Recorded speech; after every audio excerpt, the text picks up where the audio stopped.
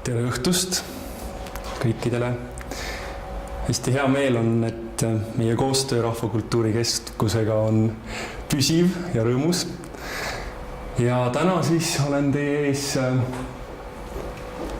selles uues rikkalikus loengukursuses. Ja mina keskendun oma loengus siis pärimusmaastikule, pärimuspaikadele ja kohapärimusele. Aga kõigepealt võib-olla tõesti võiks kahe sõnaga ennast tutvustada ka, eks ju, et kes ma olen. Mu nimi on Jüri Metsalu, ma töötan Tartus Eesti Kirjandusmuuseumis, Eesti Rahvaluule arhiivis. Meil on seal kohapärimuse töörühm, mis siis ongi spetsialiseerunud maastikupärimuse uurimisele, publitseerimisele. Ja ma olen nüüd mõned aastad andnud loenguid ka Viljandi Kultuuriakadeemias. Seal on meil kohapärimuse aine. Varem on mul lektori kogemus ka gümnaasiumist, kus mul oli vaba aine, samuti kohapärimuse teemal. Ja võib-olla mis veel on huvitav ja oluline on see, et ma olen Muinsuskaitseameti looduslike pühapaikade eksperdi nõukogu liige. Ja üks mu olulisemaid uurimisteemasid ongi looduslikud pühapaigad. Välitöid pärimuspaikadel ja kohapärimuse kogumiseks olen ma teinud mitmel pool Eestis, aga hästi süvendatult ajaloolise Lõuna-Harju ruumis, Juuru, Rapla, Hageri kihelkond. Aga nüüd viimastel aastatel ka koostöös Keskkonnaametiga on meie töörühm viinud läbi 2 suurt rahvusparkide mälumaastiku projekti, nii et need on ka väga olulised kogemused. Aga nüüd sissejuhatavalt võiks vaadata, et mis asi see kohapärimus on.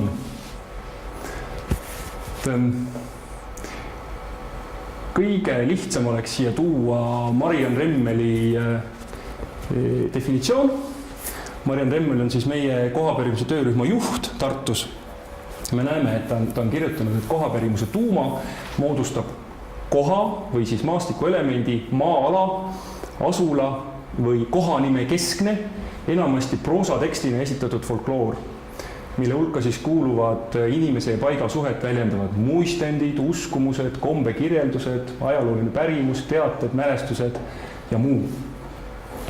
Kuidas see kohapärimus täpsemalt välja näeb või mis võiks olla siis kohapärimuse sellised sisudominandid? Nende osas ma siis ka pakuksin teile siin Mariann Remmeli vaate ja ühtaegu soovitaksin ka Mariannelt hiljuti ilmunud päris head sellist Eesti kohapärimuse ülevaadet. Just siin on ka sellised teoreetilised artiklid olemas. Ma saadan selle ringi käima. Ja ühtaegu on siin ka siis enneolematult põhjalikult mõningate valikalade kohapärimust analüüsitud, tehtud selline hea statistiline ülevaade ka. Nii et ma saadan selle raamatu ringi käima.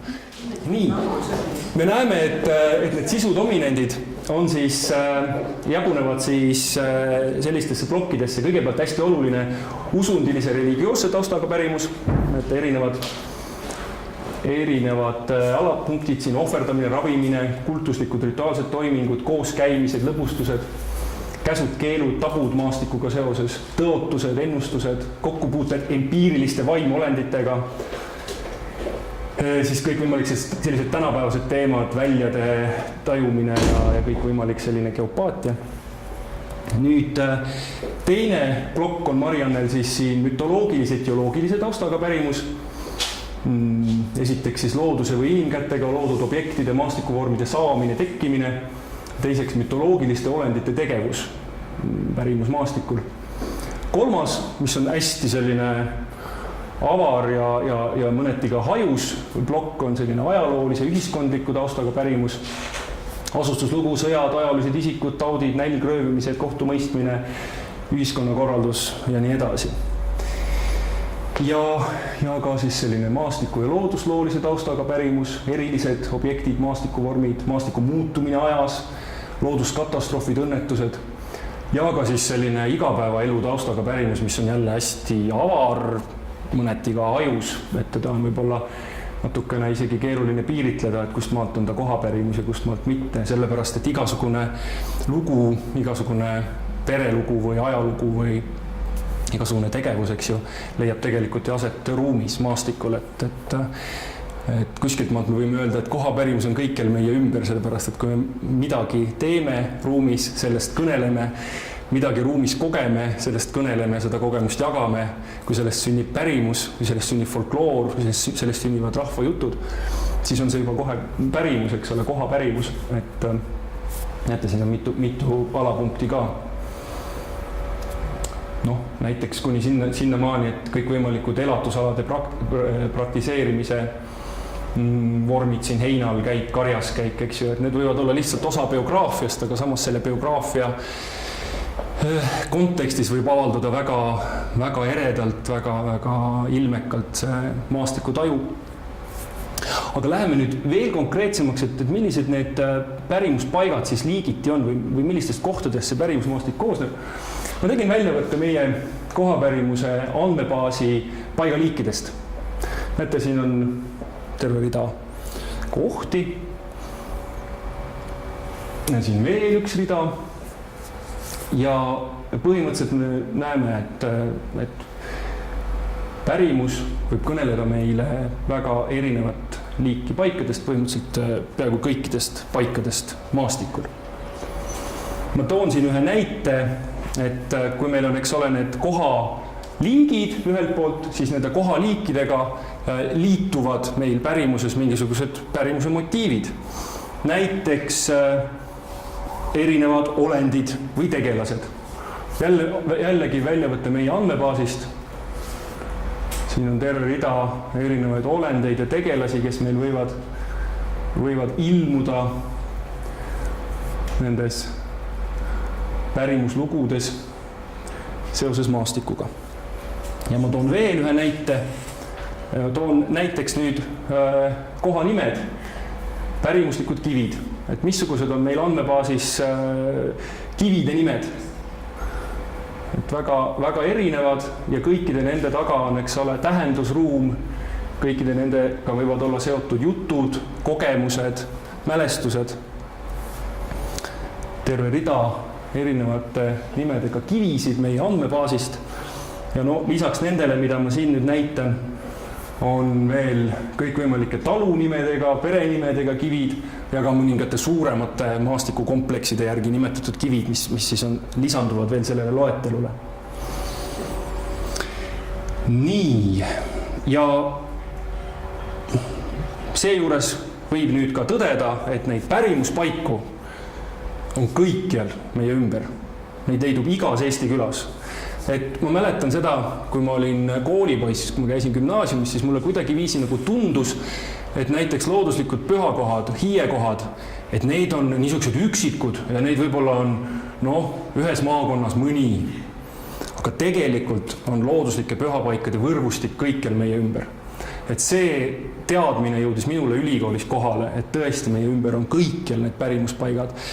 Aga nende tundma õppimiseks on meil vaja teada teatud võtmeid, teatud sissepääsusid sellesse rikkalikku sfääri ja katsun jõuda tänase loengu puhul ka sinnani välja. Ja võib siin tuua ka mõned sellised statistilised näited, et kui ma tegin oma esimesel kursusel ajaloolise Harjumaa Kabelimäe pärimusest sellise seminaritöö, siis ma lugesin kokku siin rohkem kui 100 erinevat kabeliaset selles Harjumaa ruumis. Ja see on ainuüksi Harjumaa, eks ole, ja see on ainuüksi selline arhiiviallikate põhjal esmakursusede töö, nii et tegelikult on neid tõenäoliselt palju rohkem. Ja see arv võib suureneda. Ja nüüd siis ka teine näide, et ma olen teinud arvutuse, et Eestis võiks olla tõenäoliselt üle 1000 allika, mille kohta on säilinud pärimust pühaks pidamisest, ravimisest ja nõnda edasi. Et selle ma tegin siis selle Toomas Tamla artikli alusel ja oma väliuuringute alusel selle arvutuse. Nii, aga tüürime nüüd tasakesti selle tänase loenguga edasi ja selles suunas, kus me hakkame tajuma seda pärimusmaastikku niiviisi erinevates dimensioonides. et me näeme, et kui me selle pärimusmaastiku peale mõtleme ja pärimuspaikade peale mõtleme, siis me näeme, et neid iseloomustab ühelt poolt selline diakrooniline dimensioon, ehk siis aegade ülene, aegasid läbiv dimensioon, mida me saame uurida ajaloolaste, arheoloogidena, võib-olla ka mõnd folkloristi veel tänapäeval huvitab. Pärimuse selline ajaline või ajalooline dimensioon või taust või sügavus. Ja teine dimensioon on siis sünkrooniline dimensioon, ehk siis me võime võtta näiteks 1920. aastate kohapärimuse või võtta näiteks 20. aastate Kabelimäe pärimuse ja vaadata seda nagu selle aja kontekstis, et me ei lähe temaga sügavamale ega tule ajas tänapäeva suunas, vaid vaatame teda sellel maastikul, sellel hetkel, selles ühiskonnas. Siis üks aspekt on kindlasti vaimne aspekt, miks ma ka tänase loengu niiviisi pealkirjastasin, et pärimusmaastik meis ja meie ümber, ma viitangi sellega just sellele, et need paigad eksisteerivad ühtaegu füüsiliste objektidena ja ühtaegu vaimsete objektidena. Sest et kui me võtame ühe pärimuspaiga, siis on kohti, või ühesõnaga, kui me vaatame pärimuspaiku, siis on kohti, mille puhul on säilinud nii see füüsiline aspekt kui ka see vaimne aspekt, ehk siis koht on maastikul säilinud ja tema kohta on arhiivides andmeid. Aga on ka olemas sellised juhtumid, eks ole, kus koht on hävinud näiteks maaparanduse käigus ja säilinud on ainult tema vaimne aspekt, ehk siis need teated seal arhiivis ja kui me neid arhiivi andmeid uurime, siis see paik lihtsalt võib-olla täiesti lagedaks lükatud koht maastikul hakkab meile kõnelema niiviisi, et ta elab meie sees, meie kujutlustes, meie sisemises tajuruumis, kui ta on väliselt hävinud. Ja muidugi me võime ju eeldada, et on palju ka selliseid kohti, mida ei ole enam ei füüsilisel maastikul alles ega ka siis vaimses mõttes meile kätte saadavad. Ehk siis ei ole pärimust säilinud ja pole seda üles kirjutatud. Siis on kindlasti oluline, et me märkaksime, et kohapärimus on kogukondlik. Võib-olla ma jõuan täna mõne konkreetsema näite puhul teile ka seda aspekti veel kord rõhutada, et see on siis selline kultuuriline dimensioon, aga kindlasti on kohapärimus ka individuaalne.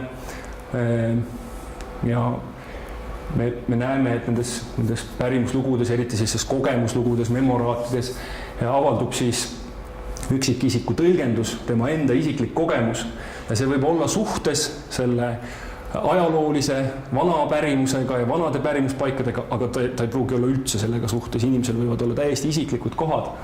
Nii et tänapäeval tulebki tõdeda, Mariann ka meie töörühma juht, ta ka ikka kogu aeg rõhutab seda, et üha enam me näeme, et need niisugused arhailised motiivid, sellised vana kogukondliku pärimuse motiivid vähenevad inimeste teadvuses ja tuleb juurde selliseid kaasaegseid teemasid ja tuleb juurde sellist isiklikku tõlgendust, mis on täiesti loomulik protsess. Ja me just siin hiljuti Rahvaluule arhiiviga korraldasime ka sellise pärimuse kogumise võistluse, mis küll hetkel on juba lõppenud ja on alanud juba järgmine, kas vahepeal ka üks oli või? Igal juhul me tegime kohapärimuse töörühmaga sellise küsitluskava, mis just nimelt keskendub rohkem sellele tänapäeva inimese maastikutajule, nendel lugudel, mida tänapäeva inimene räägib, mida tänapäeva inimene kogeb. Kusjuures sinna hulka arvatud siis klassikaline kohapärimus, need nii-öelda vanad paigad ja vanad kohajutud. Ma ei tea, kui keegi tunneb huvi, siis võite neid võite neid küsitluskavasid täiesti võtta endale, neid on võimalik leida ka internetist. Kui tippida sisse minu maastikud, hea on, kui te panete need jutumärkidesse, siis te leiate, nad on meil Rahvaluule arhiivi kodulehel üleval, saate ka elektroonilisel kujul seda küsitluskava vaadata ja kasutada.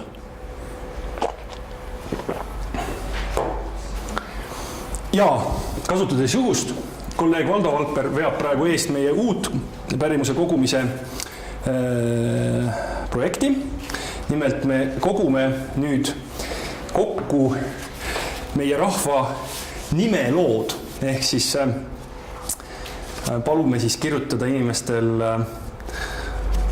oma eesnimest, oma perekonnanimest, igasugustest naljakatest juhtumistest, lugudest, mis on seoses nimedega. Nii, Leelo teeb pilti. Et seda võib ka võtta ja samamoodi leiate selle, kui te tipite sisse selle küsitluskava pealkirja imelik nimi. Imelik nimi. Kui eelmine oli meil minu maastikud, siis nüüd on imelik nimi. Nii. Aga nüüd vaatame siis seda kohapärimuse olemust edasi. No see on igal juhul selge, eks ole, et pärimus on oluline meie kogukondade jaoks, meie rahva jaoks, meie riigi jaoks ja ma ei hakka seda nagu siin pikalt välja tooma, ma küll olen kunagi koostanud Eesti külaliikumise kodukant maapäeval sealsete osavõtjatega sellise pika nimekirja erinevatest kohapärimuse väärtustest meie rahva ja kogukonna jaoks. Aga need on ju ilmsed, eks ole, et tugevdab identiteeti ja aitab noortel ja uutel kogukondadega lõimuda ja nii edasi. Aga täna mulle tundub, et võiks nagu rohkem fookuses hoida seda, miks on see pärimusmaastik ja miks on see kohapärimus oluline just meile isiklikult, nii uurijate kui lihtsalt inimestena.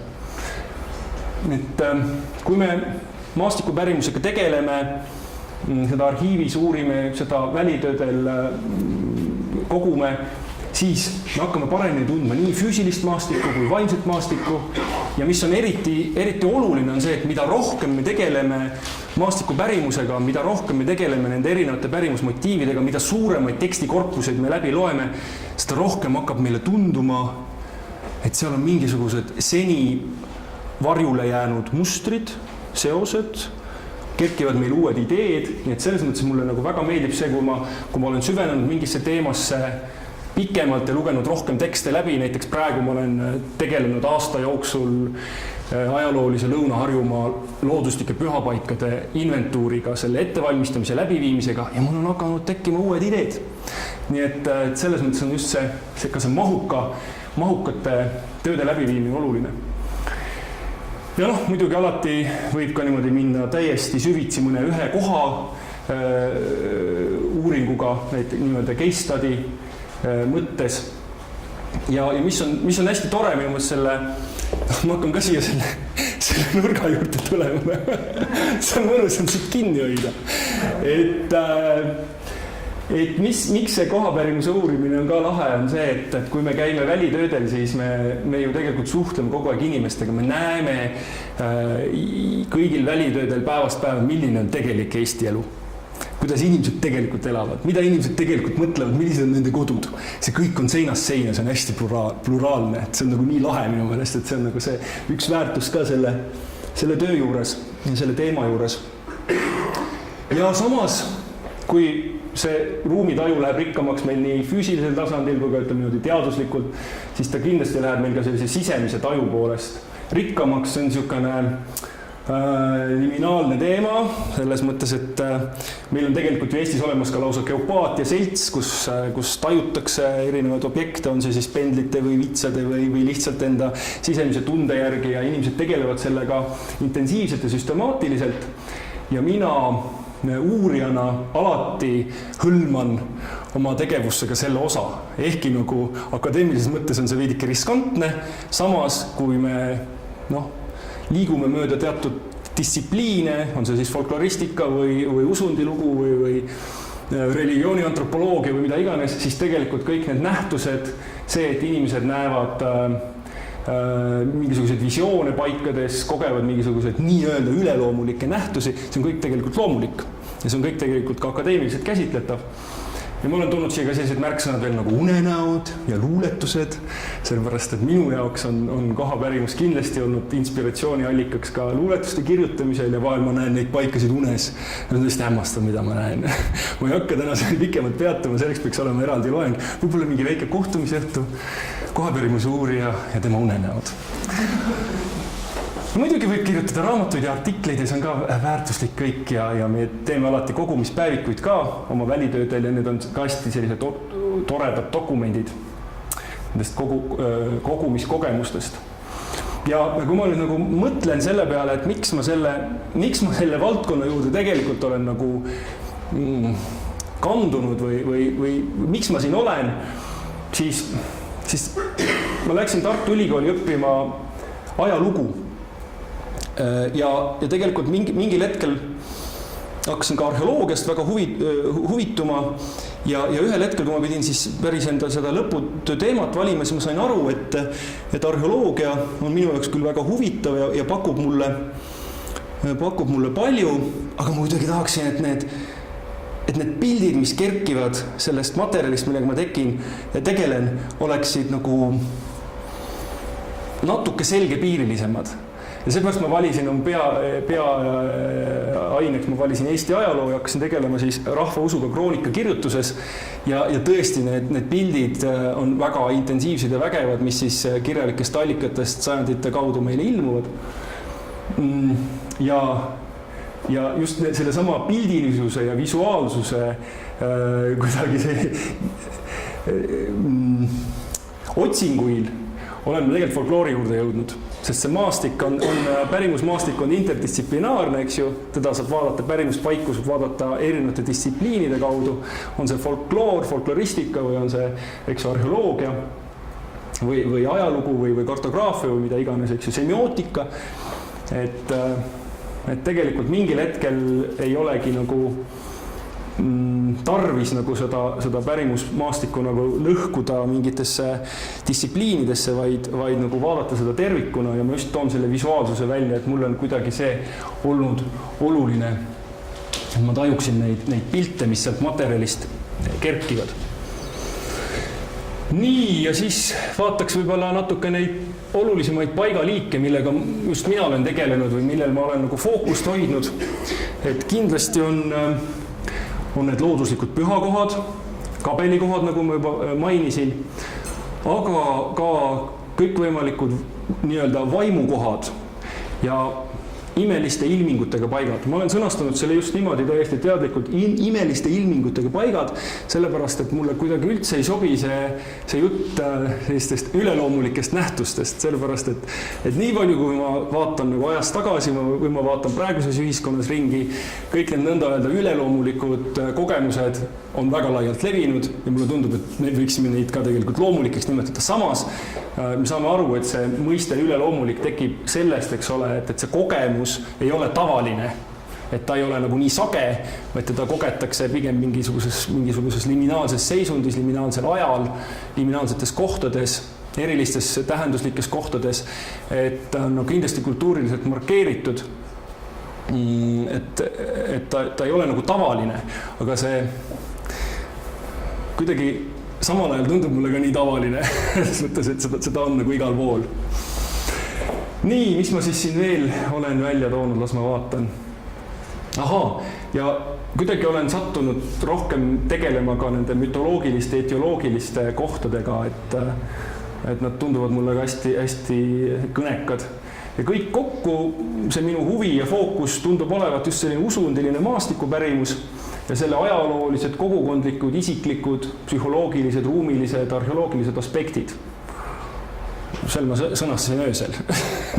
Et kuidagi nagu vaatasin endasse ja kuidagi sain aru, et võib-olla see ongi see minu uurija huvisfäär. Ja ta on kindlasti selline liminaalne, eks ju, füüsilise ja vaimse üleminekutsoonis. Ja nüüd täna siin, eks ju, selle lühikese loengu jooksul ma ei jõua teile rääkida enamikust pärimuspaikadest, seepärast, et neid on väga palju, neid tüüpe on väga palju ja ma just mõtlesingi, et ma võib-olla lihtsalt annaksin teile mõne sissevaate just nimelt nendesse kohtadesse, nendesse teemadesse, mis mu enda jaoks on nagu rohkem kõnekad olnud. Toon teile mõned näited. Nii. Võtame siis kõigepealt selle hästi vana ja vägeva kihistuse, mis on siis mütoloogilise, etioloogilise pärimusega paigad. Meil on üle Eesti igal pool lugusid sellest, et kohad liiguvad, et kohad on elusad, et nad on hingestatud, et nad tulevad millalgi konkreetsel ajahetkel ja võtavad aset seal, kus nad siis hiljem on leitavad. Et neid on väga mitut liiki, on veekogud, on mäed, on puud, on kivid, kes kõik liiguvad omal tahtel ja tulevad kohale. Et see on selline väga konkreetne selline pärimuse kihistus. Ma toon teile siin mõne näite. On üks lugu Taevast kukkunud iis, kus on siis olnud varem heinamaa ja siis on ühel hetkel tulnud hääl taevast ja hüüdnud, hoidke alt, iis tuleb, hoidke alt, iis tuleb. Ja siis on tulnud tohutu mägi ülevalt alla ja seal on ta tänapäevani. Siin on see sama tekst meil arhiivis Jakob Hurda kogus. Muuseas, Jakob Hurda kogu on kõik praegu digitaalselt ka kättesaadav meil Kirjandusmuuseumi failirepositooriumist. Seda me nimetame kivike ehk Kirjandusmuuseumi virtuaalne kelder. Leiate ka netist üles. Siin on siis see Kastna küla Iiemägi ja Iie-Pärn pärimuse järgi ise kohale tulnud elus objekt. Samamoodi on meil palju lugusid rändavatest järvedest, kes siis on tihtilugu pahandanud sellepärast, et külarahvast pole nende puhtust hoidnud. Mainitakse alatasa seda, et naised on oma titte lappe pesnud pühas puutumatus järvevees ja siis on see järv lihtsalt otsustanud teise kohta minna, kaugemale, kas kuhugi keset raba, näiteks nagu Sõbessoo järv. Ja vahel on ka nii, et me märkame pärimuses, et nende liikuvate kohtadega on seotud ka sellised kohavaimud, kes siis liigutavad neid paikasid, et siin on nähtud ka pärast seda järvevaimu vokiga sõitmas mööda seda järve. Siis see Sõbessoo järve pildikene ka, selline ta on seal rabas. Et see pärimuskihistus sellistest elavatest, liikuvatest loodusobjektidest tundub hästi vana, hästi müütiline ja seda väga tihti enam tänapäeval nagu ehtsas sellises esituses ei kuule, et võib-olla on ta pigem loetud, aga vahel tõesti ikkagi ka välitöödel me kogume ka lugusid, kus inimestele on nagu põlvest põlve selliseid lugusid räägitud. Et siin on üks näide nüüd Võnnu kihelkonnast seoses Rootsu mäega, kus on üks naine siis maasikaid käinud korjamas ja siis on ilmunud üks jänes, kes on siis hoiatanud, et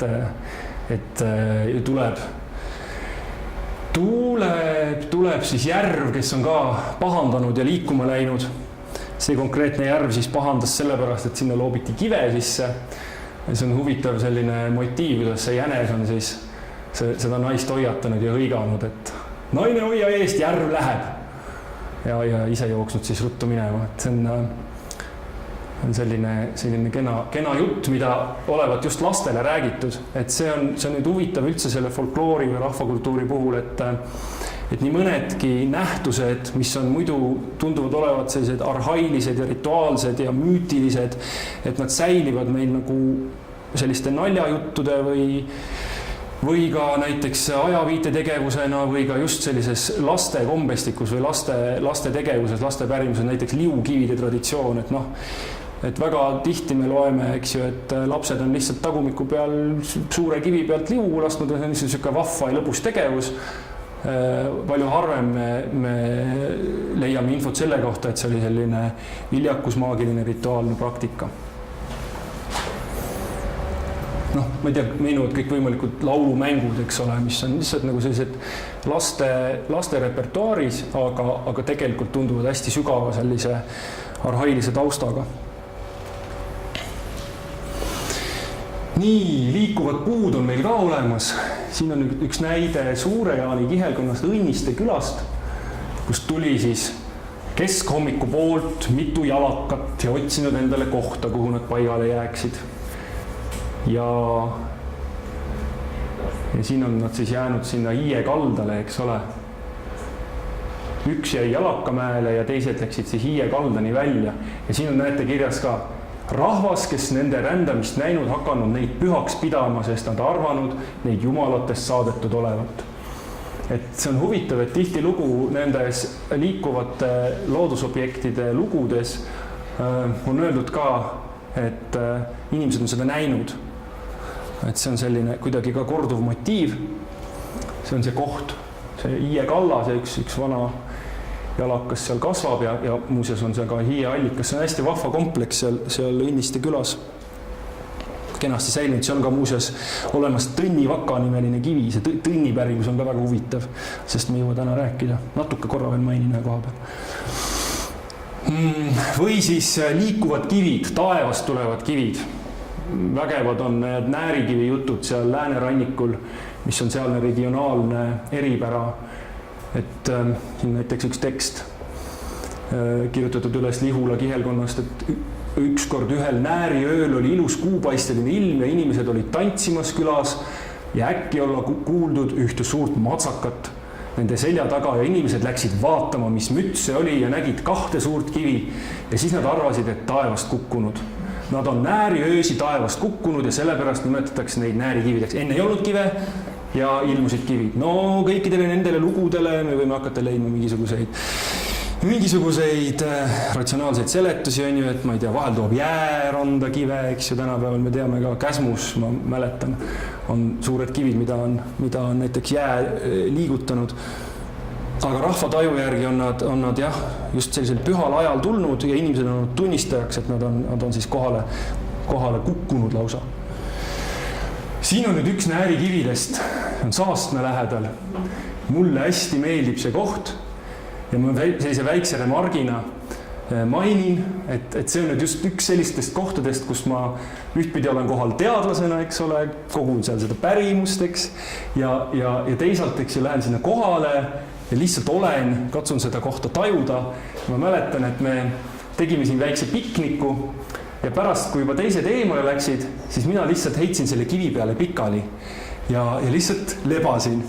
Ja teate, see oli nagu nii vahva kogemus. Ma nagu jäin sellisesse poolunne, ma hakkasin tajuma enda all selle kivi ruumi.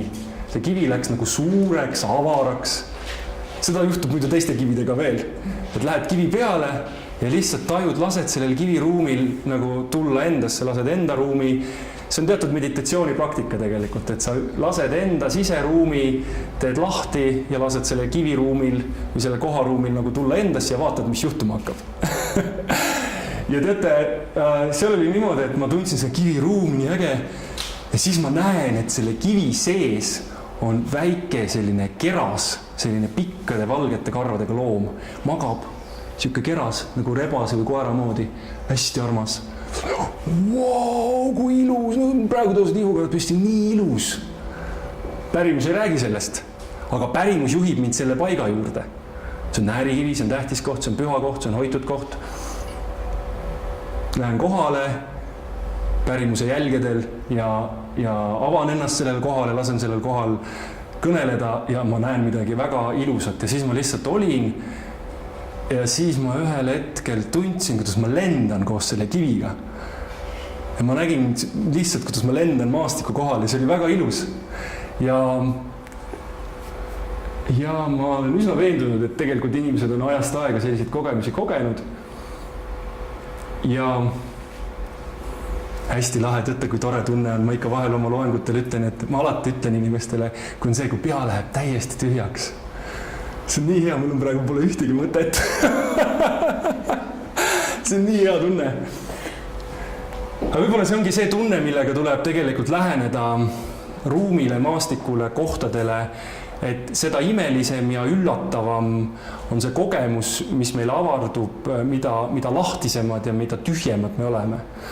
Et kui meil on väga palju mingeid eelarvamusi, mingeid kontseptsioone peas, mingeid raame, millega me läheme, siis me ju näeme kõike läbi nende raamide, eks ole. See on üleüldse elus niimoodi. Kui me läheme nagu hästi avatud, siis see on hästi vahva. Ja muuseas, eile õhtul pärast seda loengu kokkupanekut ma läksin magama ja siis toimus hästi sarnane asi. Seda juhtu võib-olla väga tihti, aga ma tundsin, olin voodis ja ma tundsin, kuidas mu voodi kerkib ja ma lähen lendu. ja see on see sama asi, mida ma lapsena tegin teadlikult kogu aeg. Ma läksin lendama, teised lapsed tulid ka, linad lehvisid kõik ja lasteaiast panime isegi lõunatudu ajal, panin minema ja lendasime teed ringi erinevate maastike kohal. Et kõik igasugused rahvajutud nagu sellest, et kes mingil moel kuidagi lendab kuskil, no kes teab, mida seal mõeldakse. Võib-olla mõeldakse sisemisi meelerände. Ei tea. Vot selline kivi, vot see remark, see kõrvale kõige läksid küll pikaks. Aga mis me siis saame ütelda nende kokkuvõtlikult nende mütoloogiliste, etioloogiliste paikade kohta on see, et nad on küll mineviku vormis jutustatud, aga me näeme, et oma laadilt on nad äärmiselt olevikulised. Inimesed näevad, inimesed on tunnistajateks ja kui sa loed selliseid tekste järjest, minevikus kirjutatud, nad toovad sind sinna nagu sellesse mingisse müütilisse ruumi kohale. Sa oled nagu läbi nende rahvajuttude, nende transformatsioonide tunnistajaks. Sa oled läbi nende rahvajuttude selle loomisaja sees. Sa oled selle sees, kus maastik kujuneb, kus maastikku kujundatakse. Ja kui veel meenutada seda, et rahvajutte tihtilugu räägiti talvel pimedas kuskil leevalgusel, kus ümberringi oli pilkane pimedus ja taju väljas ei olnud mitte midagi, oli teada enam-vähem, kus on see meie igapäevane ruum ja maastik ja kui siis kuulata selliseid müütilisi lugusid sellest, kuidas kohad lendavad ja siis võis see kõik lihtsalt elustuda inimese sellises sisemises tajuruumis, et hästi vahva, mulle nii meeldib see teema. Et jah, et minevikuline, aga samas kuidagi toob kohale, toob olevikku ja see on nagu selline ajaväline aeg nii-öelda või ajaeelne aeg või paralleelaeg või kuidas iganes selle kohta öelda. Ja huvitav on see, et need transformatsioonid toimuvad alati hästi järsku, hästi korraga, ühel ööl ja vahel nimetatakse ka, et see toimub pühal ajal, näiteks näärikivid tulevad nääriööl. Ja jah, seda ma juba mainisin ka, et on siis kahte tüüpi neid, et osaliselt liigub siis maastik ise, on üleni elus ja osaliselt siis on liigutajateks, on koha vaimud ja siit edasi on hästi lähedal on hiiud. Sest need hiiud ju ka meil kujundavad maastikku, eks ju, me teame, Kalevipoeg loobib kive, vanapagan ehitab seal silda ja paneb mingi kive kuhugi ja kaevab mingi augu või pudeneb tal siin mingi liivahunnik kuskilt pudeneb maha, et mul tuleb meelde, et siin Männiku lähedal Luige kandis on, kus vanapagan tassis liiva suka sees ja siis sukk läks katki, siis sükene soru liiva tuli maha, pikk liivamägi tuli. et jälle selline loomisaja motiivistik ja tundub kuidagi, et need elavad maastikuobjektid ja samal ajal ka need hiiud, et nad on kuidagi nii sarnased, et see kõik viib kuhugi sellisesse müütilisse loomisaega ja ühtlasi võib ju viidata ka sellele, et meil on sellised sõnad nagu kõikvõimalikud hiienimelised paigad ja meil on ka hiiud, eks ole. See hiiu ja hiie sügavam taust tundub olema sama. Et mulle nagu tundub, et kõige varasem on üldse see taju, et kuidas kõik see füüsiline ruum on loodud, kuidas ta kõik liigub, siis ühel hetkel nagu tajutakse, et mingid vaimud liigutavad neid ja siis ühel hetkel juba nagu konkreetselt markeeritakse maastikul need kohad, et vaat seda kohta liigutasid vaimud või need kohad, eks ju, olid elusad. Ja siis mulle tundub, et nagu selline mõneti hilisem kihistus on see selline nende paikade juures igasuguste andide toomine ja palvetamine ja ravimine, nii-öelda selline klassikaline pühapaiga pärimus. Samas võib-olla see on nagu täiesti loomulik, et kui on vägevad kohad, kui on sellised müütilised kohad, kui on loomisajaga ühendust loovad kohad, siis need on ühtlasi ka pühad kohad. Ja seal viiakse läbi selliseid praktikaid. Aga ikkagi mulle tundub, et mingisugune nagu katkestus või vähemalt mingi nihe või mingi kategooria vahe on siin sees. Eriti just nüüd viimasel ajal, eriti selle Lõuna-Harju hiiepärimusega veel süvitsi tegeledes, ma näen kuidagi mulle nagu tundub, et sellise rahvusromantilise ja kirjanduse mõjulise sellise klassikalisema pühapaiga pärimuse nagu mõju nendele tekstidele on olnud suurem. mis meil räägivad, eks ju, hiiekohtadest, et mulle nagu tundub, et see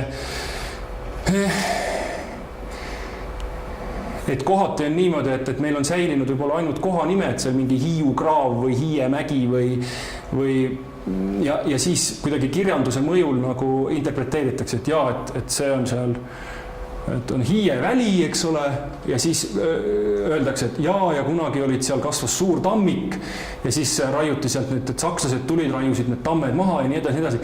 Et sellised motiivid tunduvad hästi kirjandusmõjulised, eriti kui sa vaatad ajaloolisi kaarte, eks ju, pole seal mingisugust tammikut, on olnud kogu aeg lage ja ka arheoloogina võid vaadata, et seal on mingisugused, ütleme, varase metallia ja kalmed ja et see on nagu selline juba ammu mingisuguse esimese maahõivega kasutusele võetud kultuurmaastik, et seal ei saagi olla mingit tammikut. Et ühesõnaga nagu, ma saan aru, et see on väga kriitiline jutt, mis ma räägin ja teisalt jällegi ma ikkagi tahaks uskuda, et mõned kohad ulatuvad ajas väga kaugele ja on see pärimus ka autentne, aga ma lihtsalt juhin tähelepanu, et see on väga problemaatiline, et neid kihistusi on mitmesuguseid. Nii. Küll käib kõva undamine seal õues. Ma nägin, umbes 100 politseinik oli seal lennujaama juures. Ma ei tea, kes meile saabus siia. Nii, ja vaatame mõne pildikese ka siis paikadest. See on nüüd üks esimesi pärimuspaiku minu elus. See on Kalevipoja luisukivi Raplas. Ja sellest kohast rääkis mulle mu vanaema, kui ma olin hästi väike. Ja seal on siis see lugu, kuidas Kalevipoeg nägi, et hunt hakkab kas siis varssa või tallekest hakkab murdma või siis hobust koos varsaga murdma ja siis ta mõtleb, et tahaks visata millegagi, paneb käe taskusse, leiab selle luisukivi ja viskab ja tabab siis kõiki, ehk siis jäävad sinna kivi alla nii see hunt kui ka see tall või siis varss ja hobune ja jaani öösel on kuulda siis selle varsa kaelakellukese häält selle kivi alt. Et selline jällegi, eks ju, me näeme, et see tuleb sisse see püha dimensioon, selle püha ajaga seoses, see on ühtlasi Hiiu koht, eks ju, ja mina teades seda, et need tihtilugu Hiiepärimus ja Hiiupärimus on nagu jutuks olnud samade paikade puhul, oleksin olnud selle koha juures väga ettevaatlik kõikvõimalikku arendustööd tehes.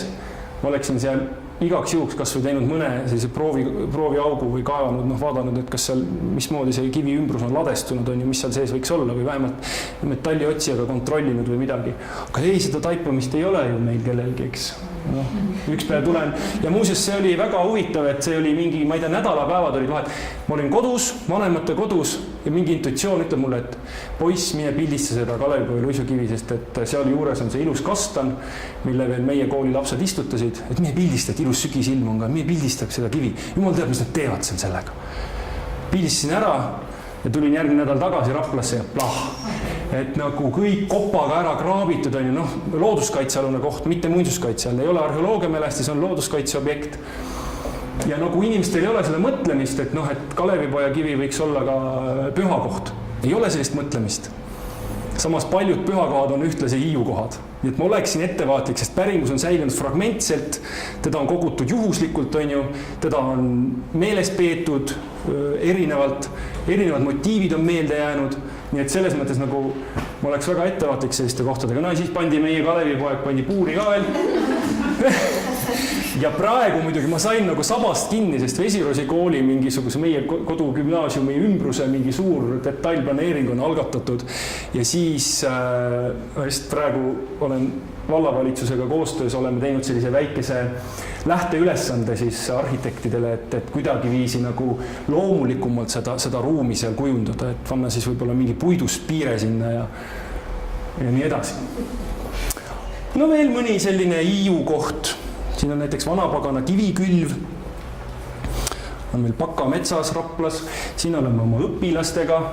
Just olen õpilastel tajuda ka seda kohta, et mis teil tuleb? Kes ütleb, lilleline, mul on roosa ja lilleline. Lahe. Teate, ma pean natukene tempot tõstma, mulle tundub. Ma pean kohe kõvasti tempot tõstma. Pehmed kohad. Veel üks väga huvitav selline motiiv, et mõned paigad on olnud pärimuse järgi pehmed, sinna sisse on jäänud jäljed. näiteks Vahakivi ja see on nüüd siis Vatku külas, Kadrina kihelkonnas Palmse lähedal seal.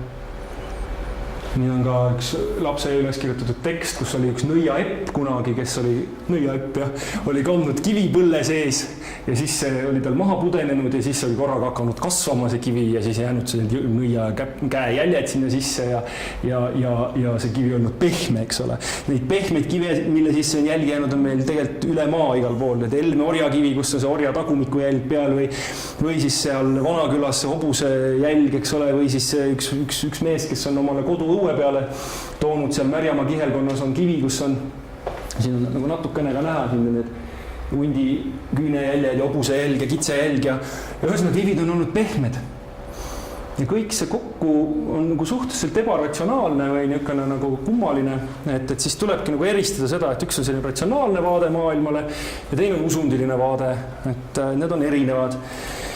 Ja kui on ratsionaalses vaates tegemist selliste staatiliste nähtustega, siis usundilises vaates võivad nad transformeeruda, liikuda, olla elusad.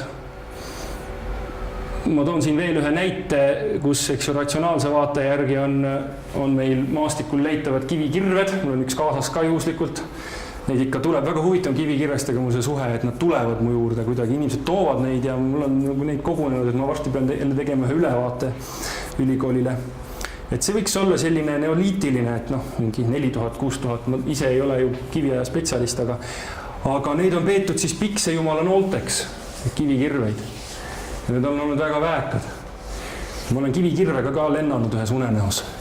See on veel vahva kogemus, aga sellest teeme siis selle eraldi õhtu nendest kogemustest, kohaperimuse uurija kogemused, eks ole. Paistab, et siis jah, et kõik need lendavad objektid ja pehmed objektid, et kõik see viitab meile siis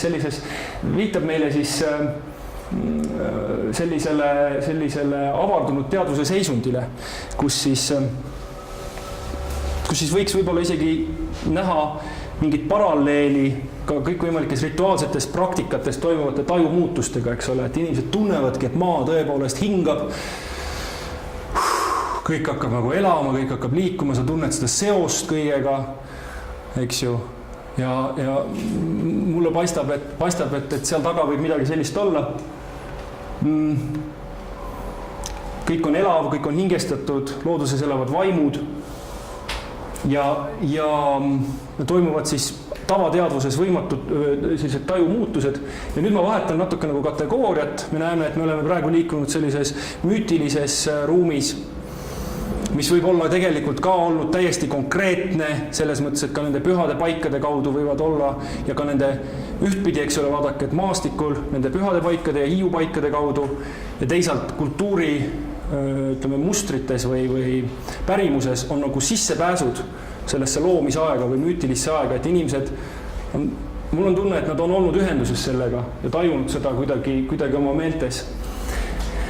Et see on nagu üks tasand ja teine tasand tundub mulle selline nagu igapäevasem, konkreetsem ja ta on rohkem avaldub meile memoraatides ehk sellises konkreetses kogemuslugudes, aga samas nad võivad olla ka, see on nüüd selline üks ülemineku näide, kus on tegemist jälle sellise Kalevipoja kohaga ja ehk siis Hiiu kohaga ja ühtlasi ka Hiie nimelise kohaga ja varanduse kohaga ja seal on nähtud varanduse tuld põlemas ja sinna on siis visatud üks ärja ike sisse ja seal on käinud väga tugev pauk.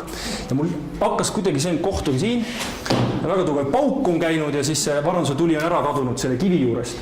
Ja mul kuidagi, kui ma seda loengut kokku panin, mul hakkas tekkima nagu selline huvi, et see on nagu üks teatud selliseid tajunähtusi, mis meil pärimuses, ma olen nagu siin-seal märganud, et inimesed kogevad maastikul teatud kohtades mingit pauku, käib mingi tohutu jõmakas, Ja siis ma mõtlesin, et ma natuke andmebaasis vaatan teile välja, et kas ma leian veel mõned paugud. Leidsin. Mõisamaal on ka olnud see varanduse kivi. Läks raha ligidale, kui kõlas pauk, mees oli ehmatanud ja pannud putket, eks ole. Või siis üks lühikene tekst siit Maardu mõisast. All mõisa toas jõululaupäeva pühaaeg, liminaalne jälle, avanevad sellised sissepääsud vaimsesse. Jõululaupäeva öösel mehed mänginud kaarte. Kui korraga lae all käinud hea lajakas, üks kurt olnud teiste hulgas. Seegi kuulnud pauku ja rääkinud, küll oli aga hea paugamus seal üleval. Noh, hakkasin leidma selliseid ja vaatan, et veel ka 2009. aastal, kui meil oli ekspeditsioon, siis on siin tudengid kogunud ka ühe sarnase loo, kus mehed mängisid kaarte ja siis tuli 4. mees ja kui keegi kaarti võttis laua alt, siis vaatas, et mehel kabjad all, et noh, et päris hull asi ja ilmus seina peale tekst, minge siit ära, ma olen siia maetud ja see toimus kabelis, Rapla kabelis. Ja mehed ei olnud siis minema läinud, mänginud edasi, eks ole, siis käinud suur pauk ja kabel läinud kõik suitsu täis ja neid oli nagu visatud sealt välja ja läinudki minema, eks ole. Ja siin mees kinnitab, päris sündid lugu pidi see olema, see ei ole muinasjutt, eks ole. See naine, tema abikaasa rääkis veel teise, see sama kabelilo ütles ka, et see on sündinud lugu. Siin võiks muidugi mustendi teooriast rääkida, üldse rahvajutu teooriast, et kus jooksevad piirid muinasjutu ja usundise mustendi ja kõigi nende vahel, aga see on kõik jällegi eraldi loengu teema. Tänane tegelikult on kõik selline teaser või meil toimub siin video ülesvõte, võib-olla võiks nimetada ka treileriks. Et nagu kõikidele nendel teemadel võiks rääkida pikemalt ja põhjalikumalt, et olete kõik teretulnud ka pikemaid loenguid kuulama, kursuseid kuulama. Veel üks tekst, siin on nüüd huvitav on see, et käis pauk kirikus. Üks naine oli siis seal, teenijatüdruk oli siis seal, toimetas kiriku ümber öösel ja läks siis sisse ja käis tohutu ilmatu suur pauk, kui just oleks kõvasti kinni lükatud. Eks ju, aga kedagi seal ei olnud, eks ju, kõik oli muidu tavaline. Ja samasugune pauk on käinud näiteks juurukabelis, kui üks mees on seal maganud ja 3 korda on teda hoiatatud, et mine ära, et surnute hulgas ei tohi nii julge olla. Ja siis oli 3. hoiatamise peale oli ära läinud, siis pärast seda äraminekut kiriku väravas, siis käib kohutav pauk. Ja siis näed, kabelis käinud suur pauk, ei tea millest see oli, kas keegi tegi nalja või? No ühesõnaga, et inimesed, no tõsimeeli räägitud lood kõik, eks ju. Ja nüüd vaatasime neid heliefekte, eks ju, paugud käivad, siis ma mõtlesin, et vaataks natukene valgusefekte. Kõik tavalised, suht tavalised on kõik igasugused need antropomorfsed, eks ju, igasugused mõisaproua vaimud ja nii edasi, et neid ma täna ei vaata teiega nii põhjalikult, võib-olla mõni siin inimkujuline hüppab ka sisse natukese aja pärast, aga et mõtlesin, et vaataks selliseid abstraktsemaid valguskogemusi veel. Et siin on läinud siis Järva-Madise kiriku tuled äkitse põlenud, üks noorpaar on seal öösel istunud, lihtsalt vitraažid kõik hiilgavad, eks. Täielik, kõik kirikuksed, kõik kinni, käis katsus, eks ju, linke. Et selliseid asju on kogetud ja täiesti tõsimeeli räägivad. Ja siin on nüüd veel meie kandist, juuru kihelkonnast on siis, enne juurut on veel Jõulumägi, mis on siis teel juuru. Kui me läheme siit mööda Viljandi maanteed, siis Kirdalu, mitte Kirdalu, jumal, kust kohast on siis, Lokuti, jah. Kirdalu on ka äge koht, me leidsin ühe kivi hiljuti, aga et Lokuti, Jõulumägi, Jõulumäe jälle uue aasta öösel, näete pühal ajal on nähtud tulesid. Mindi lähemale, vaadatakse, kes seal on, tuled kadusid, eks ju. Et nimi sai sellest siis, see koht sai sellest siis nime. Siis selliseid tulesid nimetatakse ka mõningates tekstides, mis kõnelevad meile iidaurgetest, need on siis need Kuimetsa karstikoopad. Siin näiteks öeldakse, eks ju, et nende urgete tekkimist seletatakse Iida linna äravajumisega. Iida linn olla olnud üks uhke ja tore linn, ükskord näinud Kuimetsa mõisa öövaht uue aasta öösel, tema tulesid Iida metsa kohal säramas ja hiilgamas. Üks pilt ühest koopast. Et ta on hästi eriline ruum, ta on väga pärimusrikas, seal on ka IE motiivid. Ja mina olen ka seal kogenud, ükskord me käisime sulgudesse, ma olen seal kogenud ka mingit sellist erilist hiilgust, mingit sisemist hiilgust, aga siis ma olin muidugi geopaatidega ka, et see on hästi oluline, et kellega sa oled maastikul. Kas sa oled ratsionalistidega või sa oled, eks ju, nendega, kes on hästi avatud, et nii.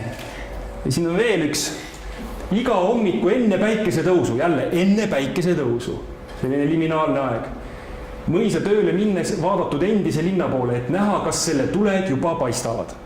Ja teate, see on väga huvitav, et see on sama piirkond, kus tänapäeval nähakse igasuguseid valgusefekte. Ja see on väga lähedal sellele väga kuulsale Kaiu UFO rabale ehk Kolgu rabale. Ja teate, kui mina alustasin pärimuskogumist, see oli kuskil sajandi alguses, eks ju, siis ma ei osanud nagu üldse tähelepanu pöörata igasugust UFO juttudele. Aga teate, rahvas hakkas neid rääkima ja räägivad ja räägivad ja räägivad ja need motiivid korduvad, need on sarnased, need kohad on sarnased ja mingil hetkel me hakkasime neid küsima. No siis juba tasub küsida ka, eks ole. Ja teate, kui huvitav, et tõsiselt sarnased on. Et on valguskera, tihti on ta metsa kohal, tihti ta liigub koos vaatajaga, jääb seisma, kui vaataja jääb seisma, eks ole. Siis on mingisugused seisundi muutused, eks ju. Ma just mõni nädal tagasi kogusin samast piirkonnast, kus mul on enne mitme inimese kirjeldused. Just enne päikesetõusu ajal need lüpsjanaised, kes olid ümberringi, kõik magavad, eks ole. Lüpsjanaised on teel ja nemad tajuvad neid asju. Üks naine ütles mulle nüüd just siin, oli see augustis, jah, et üles tõstmise tunne, et tohutu valguskera ja tead hakkad nagu tõusma üles ja siis ühel hetkel visati nagu alla. Või on siis ette kaasaviimise need asjad, et seal kirblas, eks ole, üks naine avab oma korteri akna, eks ju, keset tööd unest üles ärganud ja näeb, et valge tee läheb niimoodi kiriku poole, et noh, et astuks peale kohe, aga jättis heaks juks minemata. Et no niisugused asjad. Ja inimesed räägivad neid tõsimeeli praegu meile. No mis me ütleme nende asjade kohta? On või ei ole? Mis asi see on? Noh, ja samal ajal vanasti on räägitud ka kõikvõimalikku kratijuttu ja kõikvõimalikku tulesid, eks ju, ja igasuguseid vaimusid ja asju ja need on lihtsalt kultuuriliselt erinevalt nimetatud. Tänapäeval nimetatakse võib-olla lihtsalt ufodeks, on ju, või mis iganes. Aga tundub, et mingid sellised fenomenid on olemas, mingid sellised kogemused on olemas, mida me ei saa nagu eitada, eks ju. Samad piirkonnad, sama aeg, seda ma mainisin. Jah, ühesõnaga, vahel meile nagu tundub, et vanasti inimesed nägid rohkem või kogesid rohkem. Et neile nagu näidati rohkem. Aga tegelikult ma olen täiesti veendunud oma praktika põhjal. Tänapäeval nähakse ka väga palju, väga võimsalt. Ma toon ühe näite. See on Juuri Valge Hageris. Ei osanud iialgi arvata, eks ju, et üks töömees taustalt vist ukrainlane räägib vene keelt, et selline töömees võib olla sellise repertuaariga, et lihtsalt pärimuse kogujatel on suu lahti. See oli niimoodi, et meil oli Hageri välitööd 2015, me läksime lasteaeda, et nagu hakata kontakte uurima, et kes siin vanad on ja kuidagi küsitleda ja nii. Ja me olime selle juhatajaga juba intervjuu peaaegu ära lõpetanud ja siis ma taipasin. See on nagu pärimuse kogumise metoodika muuseas on omaette pikk, ma ei tea, 1-2 loengu pikkune teema, eks ju, kuidas pärimust koguda, mis nõksud seal on, eks ju, kuidas inimeste avada ja nii edasi. Siis mul tuli nagu meelde, et me küsiks, et kas teil sellised lobamokkasid ka on, suuri jutustajaid on? Oi, muidugi, meil on üks siuke jutustaja, siuke jutupanik, see on see Juura, et tal on inglid ja päkapikud ja tal on kõik olemas. Wow, kes ta on? Ta on meil töömees, ta niidab praegu. Ja siis läksime, et küsin, kas tohib teda küsitleda? No jah, et võib küll, et ta on päris palju töötanud juba. Ja läksime, mees istus, tead, pühki sigi seal, on ju, ja siis juhataja nagu tuli meiga kaasa ja siis tutvustas meid ja mulle tundub, et see oli ka sellel momendil hästi oluline, et see mees võis vabalt meie jutustama hakata, sest tal oli selle juhataja luba olemas. Kui ta oleks pidanud tööd tegema, ta ei oleks võib-olla nagu avanenud meie jaoks, aga tal oli luba, ta oli pool päeva rohkem töötanud, juhataja ütles, et räägi neile ja siis oli küsimus minule, kas eesti keeles või vene keeles, seepärast, et ta tegelikult tõnkas eesti keelt ka. Ma tegin kohe otsuse vene keeles. No nii palju mul ikka vene keelt on. Ja ma tegin väga õige otsuse siis, ja teate, see oli püsti jala peal see intervjuu, ma ei teadnud, mis sealt tulema hakkab. Me seisime 4 tundi järjest lasteaia taga ja ta rääkis ja ma lihtsalt ei pidanudki peaaegu midagi küsima. Ja see on terve gamma süva slaavi folkloori nagu kihtidest kuskilt, ortodoksi maailmast ja kõrgtehnoloogilisest UFO pärimusest nagu. See on siuke maailm. Ma olen mõelnud, et ja me käisime Igor Volkega ka pärast eraldi, filmisime ja kõik. see on nii võimas asi. Ma olen väga tänulik sellele intervjuule, sellele mehele. Ja noh, minu mõelest see on väärt, ma ei tea, mõni võiks kirjutada, no vähemalt magistritöö saaks kirjutada selle mehe pealt. Et noh, mina lihtsalt nagu kõiki nüansse seal ei taba, sest see on vene keeles, eks ju, et ma olen mõelnud, et keegi, kui kellelgi on kuskil mõni selline huviline, kes suudab vene keeles asja teha, siis ma soovitaksin täiesti. Rääkinud olen ma teile tund ja ühe tunni ja 1 minuti. Voh, te tahate pool tundi veel, jah? Ma sõidaks rohkem, kui tohib. Ei tohi, mitte väga, ja. No siis järgmine kord siis räägime edasi. No okei, neid igasuguseid helisid ja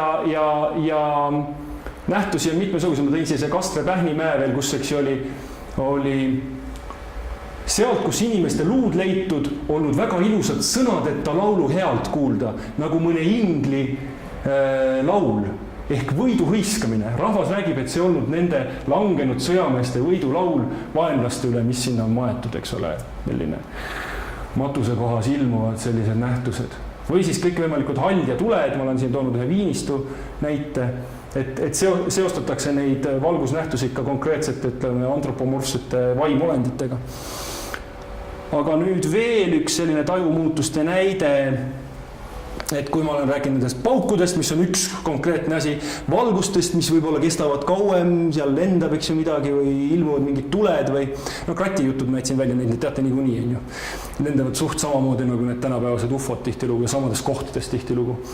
Siis ma tõin siia veel ühe sellise motiivi nendest kohtadest, kus tajutakse nagu terve ruumi täielikku nagu nihestatust või transformatsiooni. Et näiteks Ruila Ukukivi, mis on hästi kuulus ka pühapaigana ja ta on ka lohukivi ühtaegu, näite siin skeemi peal on lohukivi lohud ja anditõdaumise lohk ja nii edasi, tal on mitu nime ja palju motiive. Aga üks motiiv, mis seal räägitakse, on see, et jälle enne päevatõusu, see on täpselt sama aeg, kui karjatalitajad lähevad. Siis toimub midagi. Ma paar päeva tagasi läksin oma tallu, kell oli 4:30 või midagi sükast. Jumala pime oli. Ma tundsin, et kõik on nii teistmoodi. Kõik on nagu, kõik inimesed magavad ja ma pean tunnistama, et mul oli kõhe. See on niisugune aeg, see on teistmoodi aeg. Sellepärast, et tegelikult on nii, et mida rohkem on neid tavateadvuses olevad inimesi ümberringi, seda rohkem on nagu seda laadi olekut igal pool. Aga kui kõik on nagu sellises uinunud olekus, see maastik on ka hoopis teine. No nii, ja seal siis noormees tuli ühel öösel enne päevatõusu, nägi, et kivi on kena maja ja õu on ümber, noored naised istuvad õuel ja ketravad. Kui päike silmapiirilt serva üles tõstis, haihtus nägemus ja maja jäi jälle kiviks. Noh, et terve kivi muutub majaks. Või siis siin on selline ka üsna klassikaline lugu sellest, et üks mees on kutsutud suurele uhkele peole, tohutu suurde hoonesse ja siis, kui ta on ära läinud, siis tulnud välja, et see on konkreetne rehi. See ei ole lihtsalt muinasjutt, eks ju, vaid see on konkreetse maastikuga seotud lugu, konkreetse inimesega seotud lugu. Ja no räägitud niimoodi mustendi mõttes usutavana, eks ju. Ja järgmisel päeval ta oli siis läinud küsinud võtme ja leidnudki oma pilli sealt, millega ta mängis sellel uhkel peol. Siin on nüüd mu üks lemmiktekst, aga teate, meil on nii vähe aega, et ma ei saa teile lugeda seda. Vaadake videost, pange pausi peale ja siis lugege, see on tohutult lahe selline tajumuutuse tekst, kus inimene on jäänud pool unne hobustega järve ääres ja ta on olnud täiesti paralüseeritud, kui lihtsalt näkk nii-öelda, selle kultuurilise tähistuse järgi näkk oli nagu luigena kõigepealt, aga siis oli näinud, et on ikkagi istub naine, liigub niimoodi istuvas asendis, mitte ei kõnni mööda vett, vaid liigub istuvalt, tuleb lähemale. Et see on juba, see motiiv on nagu nii intensiivne ja ma pean tunnistama, et ka mina olen niisugust asja näinud, et nagu olend tuleb niimoodi, nihkub kohale ja läheb jälle, teevad niimoodi. Ma julgen tunnistada, see on teatud laadi vaimulendite liikumise viis. Julgen tunnistada. Tehke, mis tahate. Ja see on lahe tekst ja see järv on tegelikult on nagu nüüdseks, siin on Palmse mõisas on tohutu suur mõisakaart, on seina peal ja see järv on seal üleval, Palmse mõisa piiri peal, tänapäevaks on see juba kuivendatud, et on see Illikjärv ehk Ullikjärv, mõisakaart, niisugune paras räbal.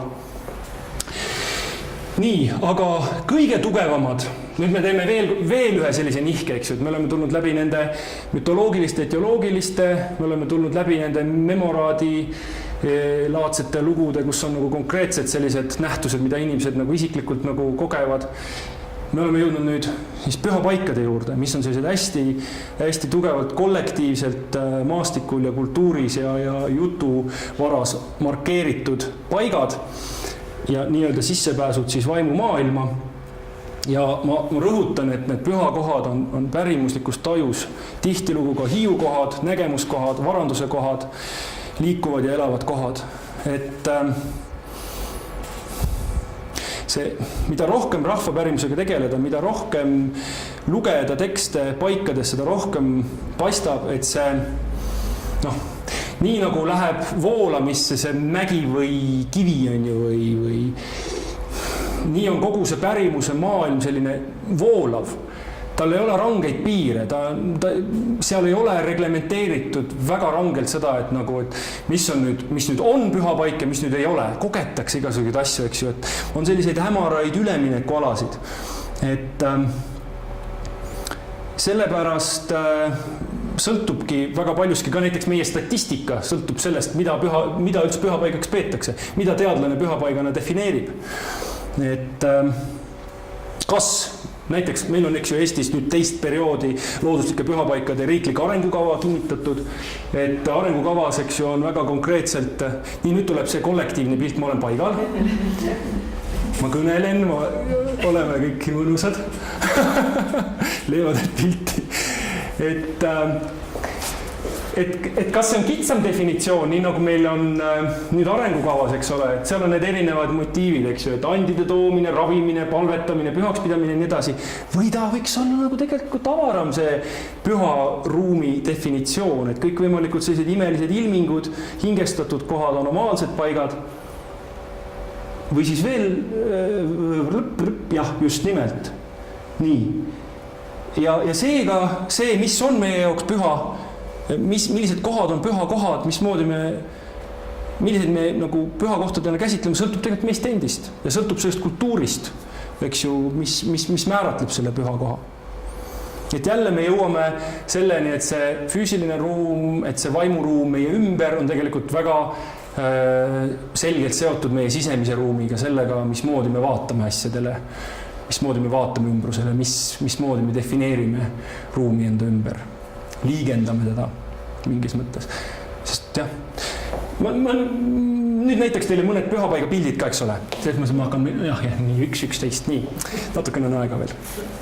Vaatame lihtsalt, markeerime siia mõned sellised ilusad, hästi säilinud hiiekohad, näiteks Karjaküla, Türi kihelkonnas, minust hästi tasakaalukalt, osaliselt niidetud, Jaanitule platsina kasutusel, inimesed toovad siia näiteks ilusad ande, kristallikesed hiilgavad.